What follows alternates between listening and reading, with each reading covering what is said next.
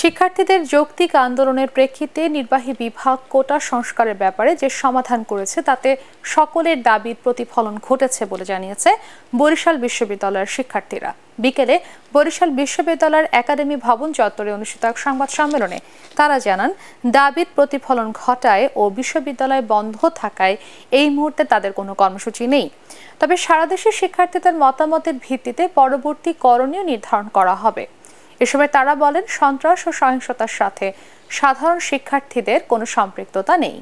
সাধারণ শিক্ষার্থীদের পক্ষে সম্মেলনে বক্তৃতা রাখেন সুজয় শুভ রায়, মাহমুদুল হাসান, ইমরান আলম, সামিয়া জামান সেজুতি ও আল আমিন।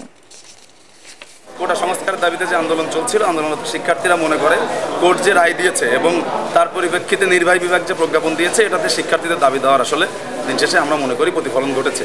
এর বাইরে আমাদের আরও কিছু দাবি দেওয়া আছে। আপনারা জানেন, দেশব্যাপী শিক্ষার্থীরা আন্দোলনরত শিক্ষার্থীদের দাবি দেওয়া সামনে এনেছে। তো এই দাবির প্রেক্ষিতে সারা বাংলাদেশের অন্যান্য শিক্ষা প্রতিষ্ঠানের আন্দোলনরত শিক্ষার্থীদের সঙ্গে সমন্বয় করে আমরা পরবর্তীতে আমাদের যে কর্মসূচি আছে সেগুলোর দিকে যাব।